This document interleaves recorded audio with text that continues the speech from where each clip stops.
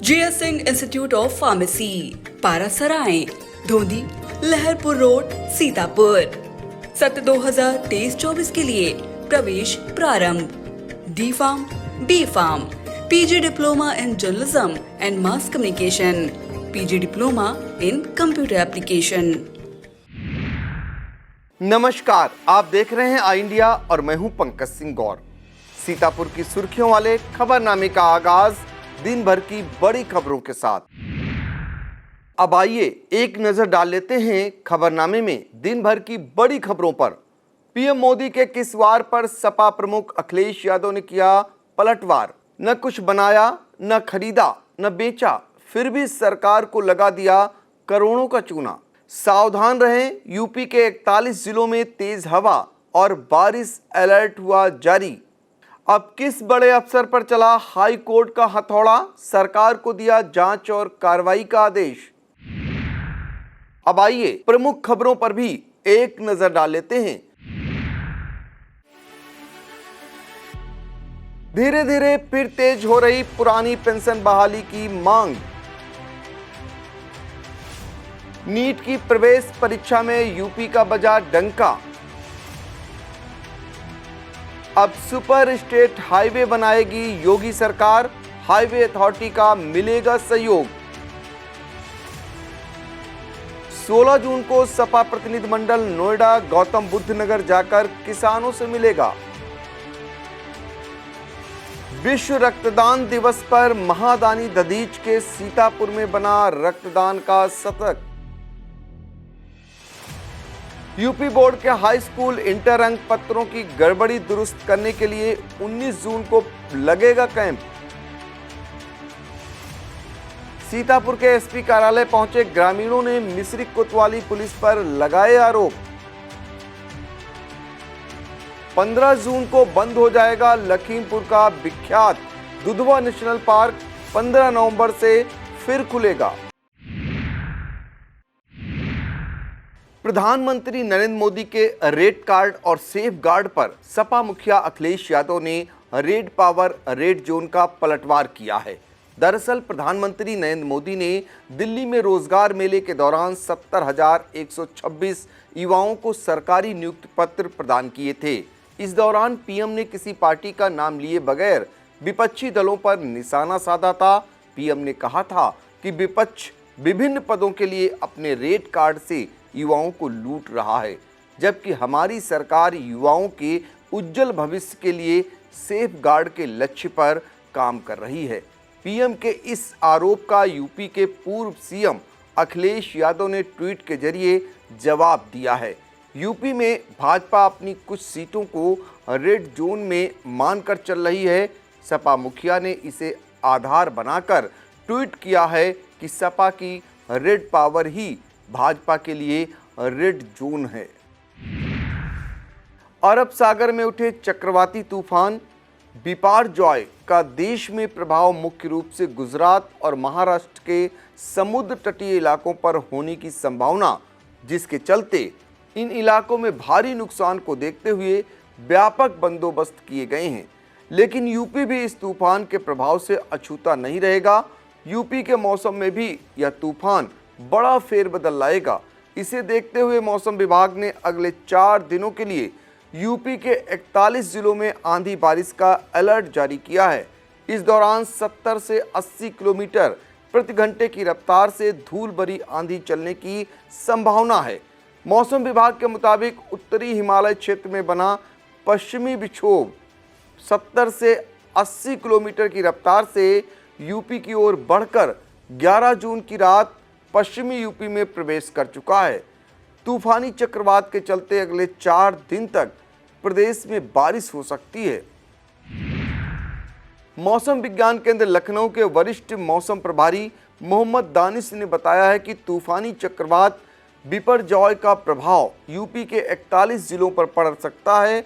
इसे लेकर बागपत, बदायूं, बरेली, आगरा, मथुरा, मुरादाबाद, अमरोहा, गाजियाबाद, नोएडा, बुलंदशहर, मेरठ, हापुड़, सहारनपुर, अलीगढ़, हाथरस, मुजफ्फरनगर, रामपुर, शाहजहांपुर, एटा, फिरोजाबाद, मैनपुरी, शामली, बिजनौर, नजीबाबाद, फरुखाबाद, इटावा, औरैया, कानपुर, लखनऊ, अयोध्या, कन्नौज, चित्रकूट, कानपुर देहात, प्रयागराज, वाराणसी समेत वेस्ट यूपी के लोनी देहात, हिंडन एयरफोर्स स्टेशन, गाजियाबाद, इंदिरापुरम, छपरौला, बड़ौत, बागपत, मेरठ, खेकड़ा, मोदीनगर, किठौर, गढ़मुक्तेश्वर, पिलखुआ, हापुड़, सियाना, बुलंदशहर, सिकंदराबाद, जहांगीराबाद आदि के लिए अलर्ट जारी किया गया है। तूफान की अवधि में इन स्थानों पर हल्की या तेज बारिश भी हो सकती है। कोरोना काल में सुस्त से पड़ गए पुरानी पेंशन बहाली के मुद्दे को संगठन फिर से धार देने में जुट गए हैं। जगह जगह पुरानी पेंशन बहाली को लेकर ध्यानाकर्षण और विरोध के कार्यक्रम किए जा रहे हैं। इसी कड़ी में पुरानी पेंशन बहाली की मांग को लेकर संयुक्त मंच NJCA ने राजधानी लखनऊ से रथ यात्रा शुरू कर दी। बुधवार को रथ यात्रा की शुरुआत लखनऊ के पुरनिया स्थित केंद्रीय भवन से हुई। यात्रा विकास भवन, 1090 चौराहा, कृषि भवन, दूरदर्शन, जवाहर भवन, इंदिरा भवन सहित तमाम बड़े सरकारी कार्यालयों से होते हुए चारबाग रेलवे स्टेशन पहुंची, जहां इसका समापन किया गया। इस रथ यात्रा में केंद्र और राज्य कर्मचारियों के संगठनों के बड़े नेता भी शामिल रहे। लखनऊ स्थित चौधरी चरण सिंह इंटरनेशनल एयरपोर्ट पर उस समय सनसनी फैल गई जब 2 यात्रियों की जांच के दौरान उनके पास से काफ़ी मात्रा में सोना बरामद किया गया। पकड़े गए दोनों युवक शारजहां से इंडिगो फ्लाइट के जरिए लखनऊ आए थे। युवकों के हाव भाव संदिग्ध लगने पर जब कस्टम दस्ते ने गहन चेकिंग की, अंडरगारमेंट में छिपाया हुआ 1 किलो 731 ग्राम सोना बरामद हुआ है। बरामद सोने की कीमत 1 करोड़ 7 लाख के करीब बताई गई है। मामला दर्ज कर दोनों युवकों को पुलिस के हवाले कर दिया गया है। पुलिस मामले की जांच पड़ताल में जुट गई है। देश की सर्वाधिक प्रतिष्ठित परीक्षाओं में एक नीट की प्रवेश परीक्षा में उत्तर प्रदेश के अभ्यर्थियों ने सबसे ज़्यादा सफलता प्राप्त की है। देश के मेडिकल कॉलेजों में दाखिले के लिए आयोजित नीट राष्ट्रीय पात्रता सह प्रवेश परीक्षा में यूपी के सबसे ज़्यादा 1,39,000 अभ्यर्थी सफल हुए हैं। इस प्रवेश परीक्षा में पूरे देश से 20,38,000 अभ्यर्थी शामिल हुए थे। इनमें यूपी के अभ्यर्थियों की संख्या 2,60,000 थी।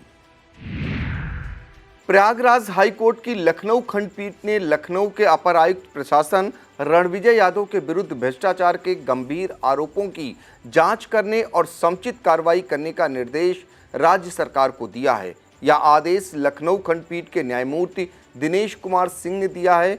लखनऊ अपर आयुक्त प्रशासन कार्यालय में रीडर के पद पर तैनात अशोक कुमार पांडे को इसी वर्ष 31 जनवरी को निलंबित कर दिया गया था। उन पर भ्रष्टाचार के गंभीर आरोप लगाए गए थे। इसे लेकर अशोक पांडे ने हाई कोर्ट में याचिका दाखिल की थी। हाई कोर्ट ने याचिका की सुनवाई करते हुए पाया कि इस मामले में अपर आयुक्त प्रशासन की संलिप्तता की जांच को लेकर कोई कार्रवाई शुरू नहीं की गई है। न्यायालय ने इसे अनुचित मानते हुए राज्य सरकार को यह आदेश दिया है।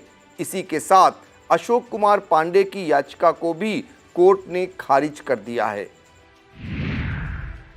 सिंगल लेन की सड़कें देखते ही देखते 2 लेन, 4 लेन और 6 लेन हो गईं, लेकिन सड़कों पर यातायात का दबाव बढ़ता ही जा रहा है।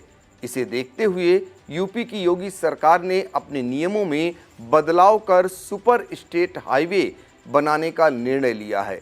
यह सुपर स्टेट हाईवे 4 से 6 लेन के होंगे, जिन्हें राष्ट्रीय राजमार्ग प्राधिकरण और राज्य सरकार के लोक निर्माण विभाग द्वारा संयुक्त रूप से बनवाया जाएगा। प्रथम चरण में प्रदेश की 1,000 से 15,000 किलोमीटर सड़कों को इस योजना में शामिल किया जाएगा। निर्माण के बाद सुपर स्टेट हाईवे 25 साल तक राष्ट्रीय राजमार्ग प्राधिकरण के हाथों में रहेंगे, जो टोल वसूली करेगा। इसमें जरूरी सेवा और वित्तीय चार्ज काटने के बाद जो राशि बचेगी उसे PWD के खाते में जमा किया जाएगा, जिसका इस्तेमाल केवल प्रदेश की ग्रामीण सड़कों के विकास पर किया जाएगा। यूपी के लोक निर्माण मंत्री जितिन प्रसाद ने बताया कि इस योजना पर सीएम योगी आदित्यनाथ के निर्देशानुसार काम शुरू किया गया है, जिसके लिए केंद्रीय सड़क परिवहन और राजमार्ग मंत्री नितिन सहमति व्यक्त की है। मायानगरी मुंबई में 15 से 17 जून तक होने वाले राष्ट्रीय विधायक सम्मेलन में भाग लेने यूपी के भाजपा विधायक भी जाएंगे। हालांकि अभी कितने विधायक जाएंगे या एक भी नहीं जाएंगे, इस पर तस्वीर साफ नहीं है, लेकिन बताया जाता है कि विधानसभा अध्यक्ष सतीश महाना सहित करीब 2.5 सैकड़ा विधायकों ने रजिस्ट्रेशन कराया था। भाजपा नेतृत्व ने इसकी सूचना मिलते ही अपने सभी विधायकों के मुंबई जाने पर रोक लगा दी थी। इसकी वजह पार्टी के महाजनसंपर्क अभियान को बताया गया था, जो 10 जून से पूरे प्रदेश में चल रहा है। यूपी के बेसिक स्कूलों में पढ़ने वाले बच्चों की अभिभावकों के खाते अपडेट कराने की प्रक्रिया बेसिक शिक्षा विभाग ने शुरू कर दी है। यह 10 वर्ष कुछ खाते एक्टिव न होने से सबक लेकर किया जा रहा है। बता दें कि बेसिक स्कूलों में कक्षा 1 से कक्षा 8 में पढ़ने वाले बच्चों के लिए सरकार निःशुल्क यूनिफॉर्म, स्वेटर, स्कूल बैग, जूता, मोजा और स्टेशनरी की खरीद के लिए उनके अभिभावकों के खातों में धनराशि भेजती है। पिछले वर्ष कुछ अभिभावकों के खाते एक्टिव न होने के चलते उनमें यह धनराशि नहीं पहुंच सकी थी। इसे देखते हुए बेसिक शिक्षा विभाग ने अभिभावकों के खातों को अपडेट कराने और जरूरी दस्तावेजों की जांच करने की कवायद शुरू कर दी है। न कुछ बनाया, न खरीदा, न बेचा, फिर भी सरकार को लगा दिया करोड़ों का चूना। सुनकर हैरान न हो, सातिर ठगों ने बेहद सातिराना अंदाज में इस पूरे मामले को अंजाम दे दिया है। अब पुलिस ठगों पर मामला दर्ज कर उनकी तलाश में जुट गई है। यह मामला मेरठ जिले का है। यहाँ ई रिक्शा बनाने के नाम पर फर्में बनाई गईं, लेकिन कुछ भी नहीं बनाया, खरीदा न बेचा और फर्में कागजों पर ही रहीं, जिसके बाद कारोबार दिखाते हुए साथी ठगों ने सरकार से जीएसटी रिफंड के तौर पर 6 करोड़ 40 लाख रुपए ठग लिए। दरअसल जीएसटी रिफंड ड्यूटी के 100% और कारोबार के टर्नओवर को दिखाकर यह सारा कार्य किया जाता है। इन फर्मों ने इसी का फायदा उठाते हुए माल का एक्सपोर्ट दिखाते हुए फर्जी बिल तैयार किए और टैक्स रिफंड ले लिया। जीएसटी अफसर जब इन फर्मों के पते पर जांच करने पहुंचे तो पता चला कि वहां पर कोई फर्म ही नहीं है। इसके बाद फर्म से संबंधित लोगों को नोटिस भेजे गए, वह भी वापस आ गए। अब मेरठ के GST joint commissioner central Manoj Prabhakar की ओर से थाना मेडिकल में केस दर्ज कराया गया है। सभी 7 आरोपी सहारनपुर के रहने वाले हैं। थाना प्रभारी योगेंद्र सिंह ने बताया कि प्राप्त तहरीर के आधार पर 7 लोगों के विरुद्ध केस दर्ज कर जांच शुरू कर दी गई है। सपा प्रमुख अखिलेश यादव के निर्देश पर पार्टी का एक 12 सदस्यीय प्रतिनिधिमंडल 16 जून को नोएडा गौतम बुद्ध नगर जाएगा। यह प्रतिनिधिमंडल पुलिस लाठीचार्ज में घायल किसानों से मिलेगा। यह किसान 25 अप्रैल से नोएडा विकास प्राधिकरण कार्यालय के सामने अपनी मांगों को लेकर धरने पर बैठे थे। 6 जून की रात उन्हें पुलिस ने धरना खत्म कराने के लिए लाठीचार्ज करते हुए 33 किसानों को जेल भेज दिया था। इसे लेकर 7 जून को सपा के गौतम बुद्ध नगर इकाई में कलेक्ट्रेट परिसर में प्रदर्शन करते हुए डीएम को ज्ञापन सौंपा था। अब यह प्रतिनिधिमंडल घायल किसानों से मिलने, घटना की जांच करने के लिए जाएगा। इस प्रतिनिधिमंडल में पूर्व सांसद और राष्ट्रीय महासचिव हरेंद्र मलिक, मेरठ विधायक अतुल प्रधान, जौनपुर विधायक पंकज पटेल, फिरोजाबाद विधायक सचिन यादव, प्रवक्ता राजकुमार भाटी, सुनील चौधरी, फकीर चंद नागर, निवर्तमान जिला अध्यक्ष इंद्रजीत भाटी, महेंद्र यादव, डॉक्टर शालिनी राकेश, जिला अध्यक्ष नोएडा महानगर आश्रय गुप्ता और गौतम बुद्ध नगर के जिला अध्यक्ष सुधीर भाटी शामिल हैं। सपा मुखिया अखिलेश यादव का अनुमोदन मिलने के बाद सपा अल्पसंख्यक सभा के राष्ट्रीय अध्यक्ष मौलाना मोहम्मद इकबाल खां कादरी ने राष्ट्रीय कमेटी के 65 सदस्यों की सूची जारी कर दी है। इस सूची के अनुसार राष्ट्रीय कमेटी में हाजी मोहम्मद मोनिस तुर्क झोझा को राष्ट्रीय महासचिव बनाया गया है। इसके अलावा 6 राष्ट्रीय उपाध्यक्ष, 40 राष्ट्रीय सचिव, 13 सदस्य और 3 विशेष आमंत्रित सदस्य नामित किए गए हैं। वहीं रईस अहमद खान को राष्ट्रीय कोषाध्यक्ष बनाया गया है। आगामी लोकसभा चुनाव को लेकर यूपी में अपनी सियासी जमीन तलाश रही कांग्रेस अब जातीय जनगणना कराओ, आरक्षण बचाओ सम्मेलनों को आयोजित करेगी। इसकी शुरुआत 15 जून को आगरा से होगी। यह सम्मेलन आयोजित किए जाने का निर्णय पार्टी के अनुसूचित जाति प्रकोष्ठ के प्रदेश पदाधिकारियों की समीक्षा बैठक के बाद लिया गया है।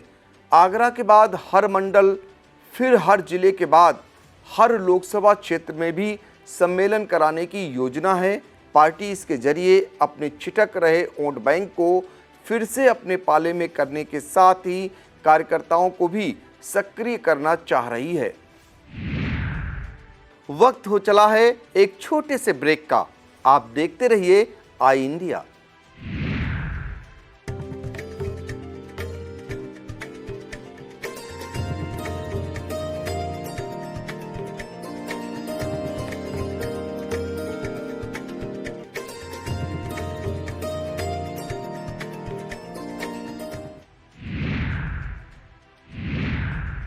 अब खबरें सीतापुर जनपद से। मिश्रिख नगर पालिका में निजाम बदलते ही 5 वर्षों से जमा गंदगी के ढेर साफ होना शुरू हो गए हैं। यह सफाई अभियान नवनिर्वाचित चेयरमैन मुन्नी देवी के प्रतिनिधि प्रदीप सिंह की देखरेख में चलाया जा रहा है। इस अभियान में नाले नालियों की तली तक का कूड़ा कचरा निकाल कर उन्हें साफ किया जा रहा है। इसके अलावा जहां पर लोगों ने सीढ़ियां या छज्जे बनाकर नालियों को ढक रखा है, वहां पर नालियों की सफाई के लिए उन्हें हटाने का काम किया जा रहा है। विश्व रक्तदान दिवस के अवसर पर सीतापुर स्थित 22 यूपी बटालियन एनसीसी द्वारा रक्तदान दिवस मनाया गया। इस अवसर पर 85 कैडेट्स ने रक्तदान करने की शपथ ली। इसके बाद जागरूकता रैली निकाली गई। रैली में नुक्कड़ नाटक के जरिए भी लोगों को जागरूकता का संदेश दिया गया। जिला अस्पताल पहुंचकर कैडेट्स और इंस्ट्रक्टरों ने 12 यूनिट रक्तदान किया। इसमें 4 पुरुष, 5 महिला कैडेट और 3 इंस्ट्रक्टर शामिल रहे। इसी तरह से खैराबाद के जेएलएम डीजे इंटर कॉलेज के एनसीसी कैडेट्स द्वारा चीफ ऑफिसर शिवमूर्ति के नेतृत्व में रक्तदान जागरूकता रैली निकाली गई। इसे प्रधानाचार्य मनोज श्रीवास्तव ने रवाना किया। रैली नगर भ्रमण करते हुए वापस कॉलेज पहुंचकर समाप्त हुई। इस अवसर पर नायब सूबेदार प्रदीप सिंह, शिक्षक Ayush Prajapat, senior under officer Anil Raj, under officer Abhay Singh, Aman Yadav, Shivam सहित जूनियर व सीनियर डिवीजन के 45 कैडेट्स मौजूद रहे। यह समाचार यूपी बोर्ड के अंक पत्रों में गड़बड़ी के चलते भटकने वाले छात्र छात्राओं व उनके अभिभावकों के लिए खुशखबरी के समान है कि यूपी बोर्ड के क्षेत्रीय कार्यालय प्रयागराज की टीम 19 जून को सीतापुर में कैंप करेगी। डीआईओएस राजेंद्र सिंह ने इस बारे में जानकारी दी है कि परीक्षार्थियों के नाम, माता पिता का नाम और जन्मतिथि त्रुटियों का निस्तारण इस कैंप में कराया जाएगा। डीआईओएस ने बताया कि इन त्रुटियों के निस्तारण हेतु जरूरी अभिलेखों सहित 19 जून को प्रातः 10 बजे जीआईसी सीतापुर के सभागार में पहुंचे। सीतापुर स्थित केंद्रीय विद्यालय में जन भागीदारी कार्यशाला का आयोजन आभासी माध्यम से किया गया। यह आयोजन आधारभूत साक्षरता और अंक ज्ञान तथा नई शिक्षा नीति के परिप्रेक्ष्य में किया गया। कार्यशाला का शुभारंभ करते हुए प्राचार्य सतीश कुमार ने सभी को कार्यशाला के उद्देश्यों से अवगत कराया। कार्यशाला में बीएसए के प्रतिनिधि के रूप में बीईओ रमाकांत मौर्य, नवोदय विद्यालय के खैराबाद के प्राचार्य आर के चौधरी, श्री कृष्णा एजुकेशनल इंस्टीट्यूट के प्रवक्ता राम शंकर और केंद्रीय विद्यालय की शिक्षिका मोनिका यादव ने सभी पहलुओं से अवगत कराया। कार्यक्रम का संचालन अंग्रेजी शिक्षक बीरेंद्र बहादुर सिंह ने किया। अंत में उप प्राचार्य पूनम सिंह ने अतिथियों व कार्यशाला में मौजूद लोगों को धन्यवाद ज्ञापित किया। पुलिस पर गंभीर आरोपों का एक मामला सीतापुर के पुलिस अधीक्षक कार्यालय तक पहुंचा है। इस मामले में मिश्रिक कोतवाली की कल्ली पुलिस चौकी के प्रभारी पर ग्रामीणों ने आरोप लगाए हैं। इसके लिए लाखन आर्मी के बैनर तले तमाम ग्रामीण बुधवार दोपहर एसपी कार्यालय पहुंचकर सीओ सदर राजू कुमार साव से मिले और अपना ज्ञापन दिया। यह मामला एक नाबालिग बालिका की गैंग रेप के बाद हत्या के आरोप से जुड़ा है। ग्रामीणों के मुताबिक पुलिस घटना के दोषियों को बचा रही है। राष्ट्रीय हिंदू शेर सेना और अनीता चैरिटेबल ट्रस्ट द्वारा विश्व रक्तदान दिवस पर रक्तदान शिविर आयोजित किया गया। इसका शुभारंभ करते हुए राष्ट्रीय अध्यक्ष विकास हिंदू ने सबसे पहले रक्तदान किया। इसके बाद राष्ट्रीय महासचिव प्रदीप हिंदू व अन्य कार्यकर्ताओं में अमित भदौरिया, एस दीक्षित, अभिषेक राय, रमेश अवस्थी, रोहित मिश्रा, हर्षिता, रेखा आदि ने रक्तदान किया। लहरपुर कोतवाली क्षेत्र की भदपर चौकी अंतर्गत भदपर के मजरा रमुआपुर में अज्ञात कारणों के चलते केशव राम के घर में आग लग गई। आग लगने से घर में रखा सारा सामान जलकर राख हो गया। आग लगते ही मौके पर पहुंचे ग्रामीणों और भदपर पुलिस चौकी के कर्मियों ने किसी तरह आग पर काबू पाया। पीड़ित के मुताबिक इस घटना में करीब 1 लाख से अधिक का नुकसान हो गया है। एनसीपी के जिला अध्यक्ष प्रवीण कुमार सिंह के नेतृत्व में विभिन्न विकास योजनाओं में भ्रष्टाचार के विरुद्ध 12 जून से चल रहा धरना जारी है। 3 दिनों में अपनी मांगों पर कोई कार्रवाई न होने के बाद संगठन में नाराजगी है। इसके चलते अब शासन को जगाने के लिए 15 जून की रात लालबाग चौराहे से मशाल जुलूस निकालने का निर्णय लिया गया है। सिधौली में भाजपा के सभी 7 प्रकोष्ठों की बैठक आयोजित की गई। इसमें अवध क्षेत्र के महामंत्री नीरज वर्मा मुख्य अतिथि के रूप में मौजूद रहे। इस अवसर पर केंद्रीय राज्य मंत्री कौशल किशोर ने सभी प्रकोष्ठों के पदाधिकारियों का सम्मान करते हुए केंद्र सरकार की योजनाओं को घर घर तक पहुंचाने का आह्वान किया।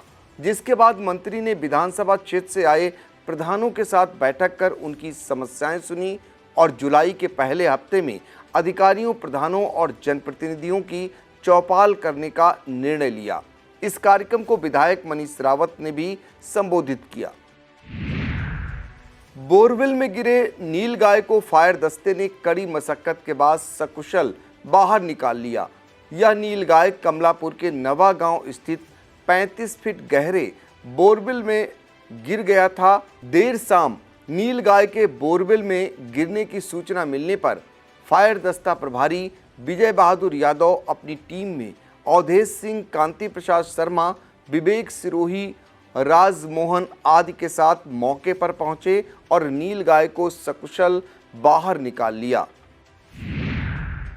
महमूदाबाद नगर पालिका अध्यक्ष प्रतिनिधि आमिर अराफात ने बुधवार को पालिका में जुड़े नए गांवों का भ्रमण कर ग्रामीणों से संवाद किया और उन्हें अपने पिता व चेयरमैन मोहम्मद अहमद का संदेश दिया।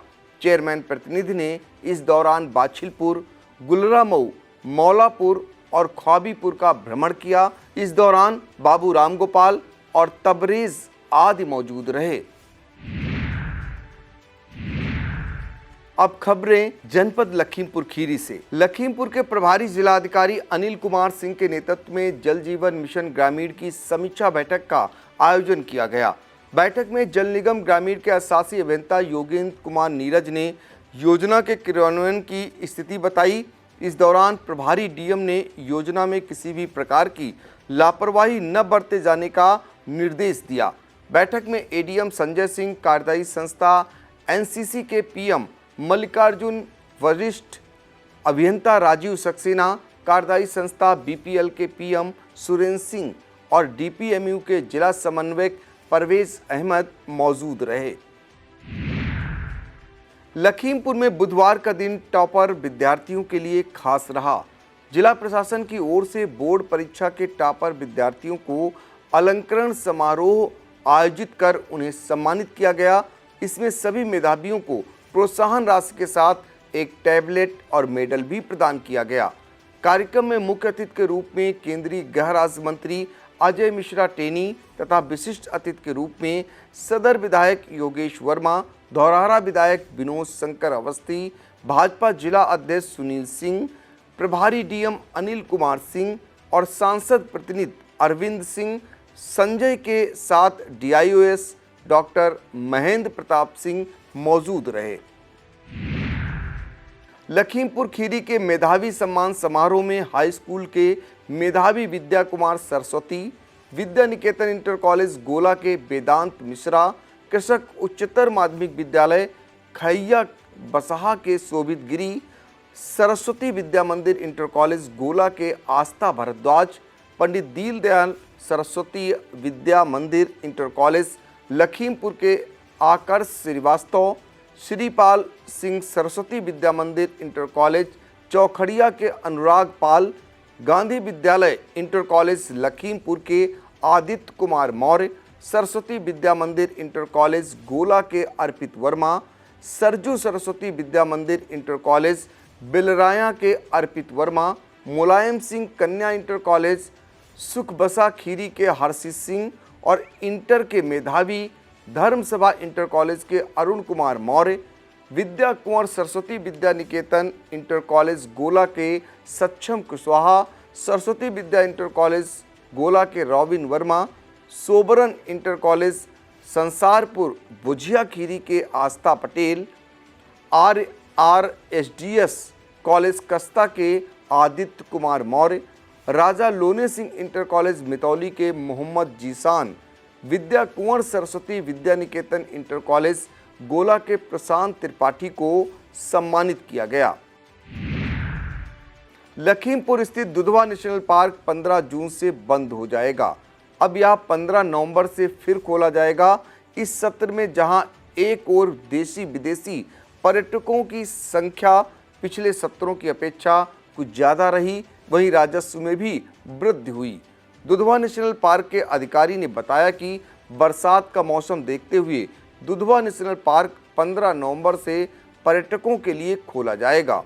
15 जून से बंद होने के बाद दुधवा नेशनल पार्क में कच्चे रास्तों का सुंदरीकरण, घास की कटाई, पेट्रोलिंग के द्वारा जानवरों की सुरक्षा एवं अन्य आवश्यक कार्य संपन्न कराए जाएंगे।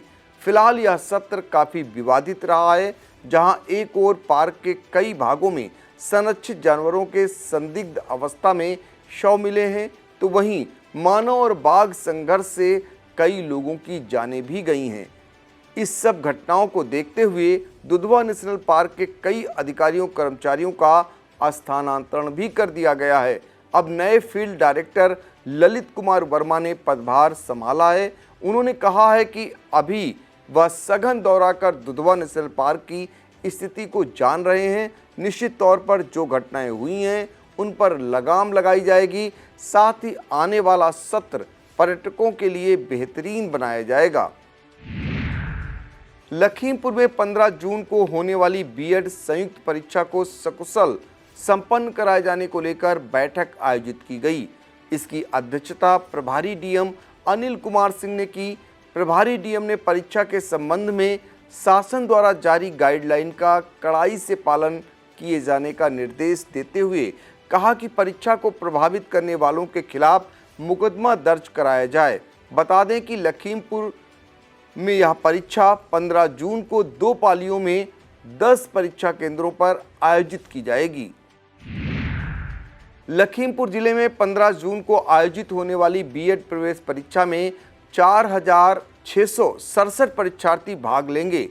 इसकी निगरानी के लिए बुंदेलखंड यूनिवर्सिटी झांसी के डायरेक्टर जाकिर अली को तैनात किया गया है। एडीएम संजय कुमार सिंह ने बताया कि प्रत्येक 2 परीक्षा केंद्र पर 1 केंद्र प्रतिनिधि और प्रत्येक परीक्षा केंद्र पर स्टैटिक मजिस्ट्रेट तथा महाविद्यालयों के 2 प्रोफेसरों के केंद्र पर्यवेक्षक के रूप में तैनात किया गया है।